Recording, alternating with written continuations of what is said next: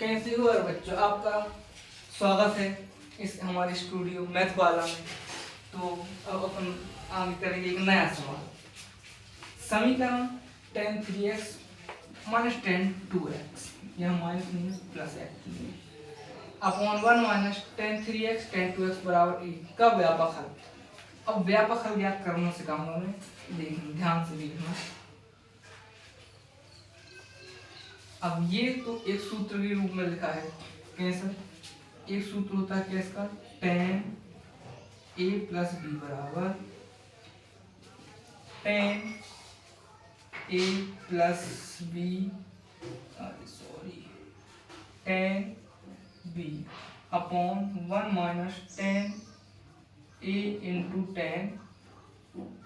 अब ध्यान से देखो, यहाँ पर a की जगह 3x, b की जगह 2x, इसको मैं अप्लाई करूँ।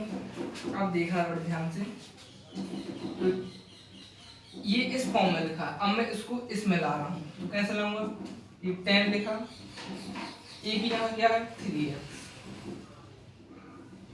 सवाल कुछ रॉन्ग है, एक मिनट में सवाल लिखता हूँ।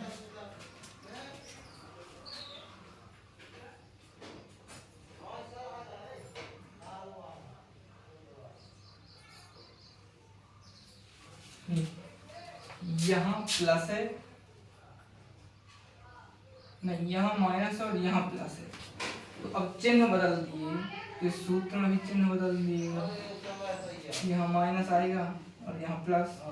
अब मैं इसके अनुसार जमाता हूँ, ये 3x और ये 2x बराबर 1 है।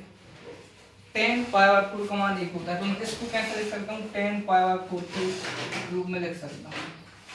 हाँ, ये 3 में से 2 जाएगा, सिंपल है। tan x बराबर tan π/4।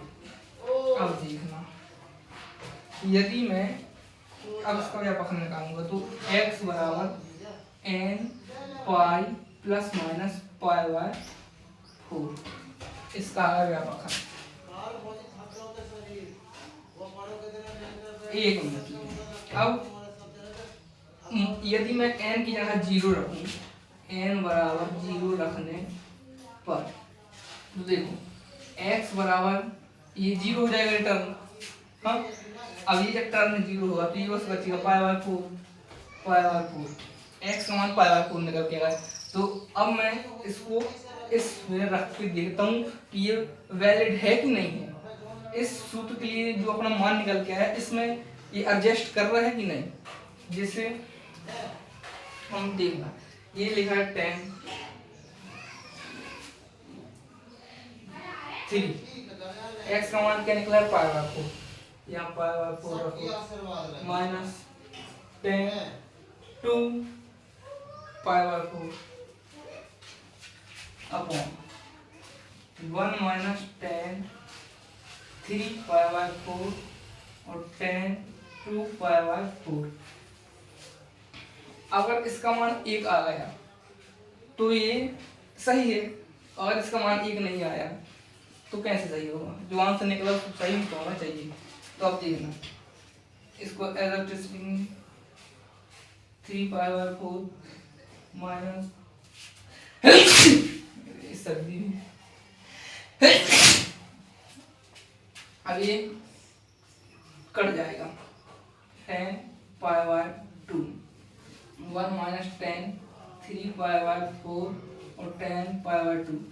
अब जानते होंगे, त्रिकोणमिति पढ़े होंगे, तो tan π/2 का मान इनफिनिट होता है, ये नॉट डिफाइंड। अब जहाँ ये नॉट डिफाइंड, ये नॉट डिफाइंड, यदि ये नॉट डिफाइंड में एक में से नॉट डिफाइंड हट जाएगा, ये तो नॉट डिफाइंड मतलब अनंत वैल्यू की, अनंत में से एक घटाओ, अनंत में एक घटाओ, एक जोड़ो, उसमें का फर्क पड़ता है। जब ये नीचे अनंत है तो अनंत से कुछ में भाग दोगे तो फाई आएगा, यानी जिसका आंसर ही ना हो। अनंत किसको मानोगे? अनंत है ही नहीं कुछ, तो इसका आंसर फाई। तो ये इसका एक नहीं है, तो इसका व्यापक हल फाई आएगा, इसका आंसर ही नहीं है, इसलिए आंसर ये हुआ अपना आंसर। तो आई होप आपको समझ में आया होगा। मिलते हैं अगली वीडियो में, और इसी साथ हमारे साथ जुड़े रहने के लिए हमारी वीडियो को लाइक कीजिए, चैनल को सब्सक्राइब कीजिए। यदि आपका साथ मेरे साथ रहा तो मैथ वाला कुछ दिनों में आपके साथ रहेगा। तो धन्यवाद, जुड़ रही है हमारे मैथ वाला से।